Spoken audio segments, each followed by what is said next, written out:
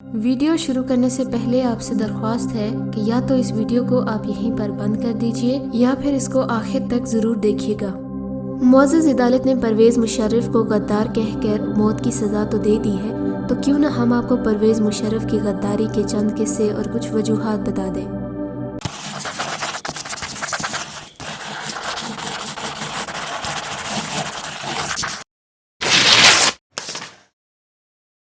ناظرین، پرویز مشرف نے پہلی غداری 4 دسمبر 1979 کو مکہ مکرمہ کی سرزمین پر کی، جب 500 دہشت گردوں نے خانہ کعبہ پر قبضہ کر کے 1 لاکھ نمازیوں کو یرغمال بنا لیا تھا۔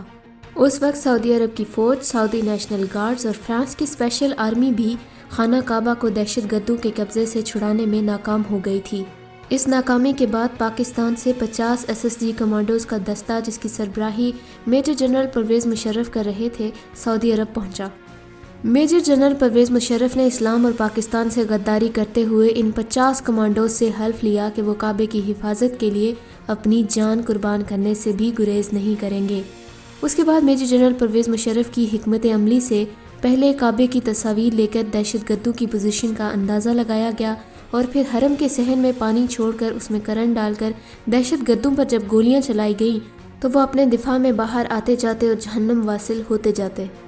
غرض یہ کہ معمولی سے نقصان کے ساتھ پرویز مشرف نے اپنی پیشہ ورانہ مہارت کا استعمال کرتے ہوئے خانہ کعبہ کو 500 دہشت گردوں سے صرف 50 SSG کمانڈوز کی مدد سے خالی کروا لیا۔ اسی لیے وہ جب بھی حج یا عمرہ کے لیے سعودی عرب جاتے ہیں تو ان کو بہت عزت اور تعظیم سے رکھا جاتا ہے۔ دوسری غداری پرویز مشرف نے کارگل وار میں کی، جس کے بارے میں بھارتی جنگی رپورٹر برکھا دت کا کہنا ہے، اگر بھارت بل کلنٹن کے پاس جا کر پاکستان پر وڈرا کرنے کی درخواست نہ کرتا تو یہ علاقے یعنی جموں و کشمیر ہمارے ہاتھ سے نکل چکے ہوتے۔ اسی غدار کی وجہ سے کارگل جنگ کے انڈین جنرل کا کورٹ مارشل ہوا، اور اسی غدار پرویز مشرف کی وجہ سے بھارتی چیف نے یہ تسلیم کیا تھا کہ ہم کارگل بری طرح ہار گئے تھے اور بھارت کے 30,000 فوجی مارے گئے تھے۔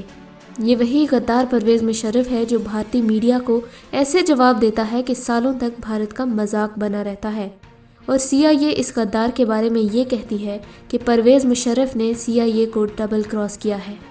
اندازہ لگائیے، دنیا کی طاقتور ترین ایجنسی یہ کہہ رہی ہے کہ پرویز مشرف نے ہمیں ڈبل کراس کیا ہے، تو اس غداری کی سزا تو بنتی ہے۔ یہ وہی غدار ہے جس کی غداری پر CIA نے ایک نہیں کئی کتابیں لکھی ہیں۔ یہ وہی غدار ہے جس نے میڈیا کو اتنی آزادی دی کہ وہ اسے غدار کہہ سکیں۔ یہ وہی غدار ہے جس کے دور میں معیشت کی ترقی 4% سے بڑھ کر 7% ہو گئی تھی، اور انویسٹمنٹس 17.2% سے بڑھ کر 23% ہو گئی تھی۔ ظاہر ہے اتنی بڑی غداری کی سزا تو پرویز مشرف کو بھگتنا پڑے گی۔ ہمارا یہی تو المیہ ہے کہ ہم غداروں کو پھولوں کے ہار پہناتے ہیں اور مٹی سے وفا کرنے والوں کو پھانسی پہ لٹکاتے ہیں۔ ہم نے محمد بن قاسم سے لے کے آج تک یہی تو کیا ہے۔ سچ یہ ہے کہ ہم ہیروز کے قابل ہی نہیں ہیں۔